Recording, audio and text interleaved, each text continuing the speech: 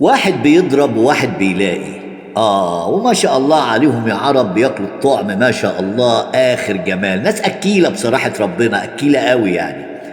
بريطانيا بتعترف بالدولة الفلسطينية، ودول أخرى كتير، ولكن بريطانيا تحتيها علامة استفهام. ليه؟ لأن هي اللي أهدت الجماعة إياهم الدولة اللي عملوها، الكيان اللي اتعمل ده وعد بولفور، ولا الناس نسيت؟ وهي اللي أهدت مصر أيام الاحتلال جماعة البراس، طبعا عارفينها كلنا. فالناس دي بتهدينا حاجات حلوة كتير كده من زمان، تيجي النهاردة بعد زمن طويل تقول لك أنا بعترف بالدولة الفلسطينية. ما شاء الله، والله الناس دي كرمة وبيعملوا معانا واجب وبيعملوا مع الفلسطينيين واجب.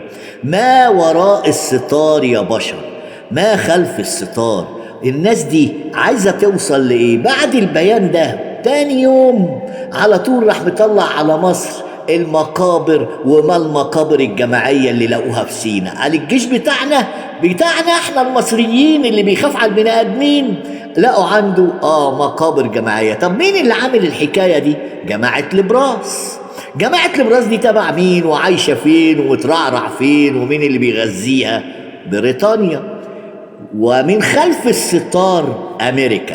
لازم العرب تبقى واخدة بالها كويس جدا من اللي بيحصل وبيدور الأيام دي.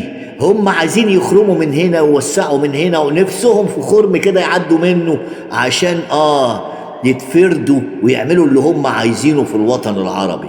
وده مش هيحصل أبدا لو كلنا على قلب رجل واحد، مصر والدول العربية على قلب رجل واحد. إنما لو فضلنا متفككين هيلعبوا بينا شمال ويمين وهيرقصونا وهيجيبوا جوان.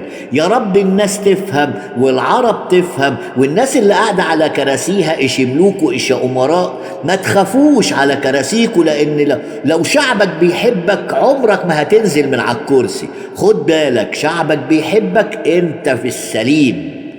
ده كلام جميل. تحياتي لكل المستمعين. باي باي ونهاركم جميل.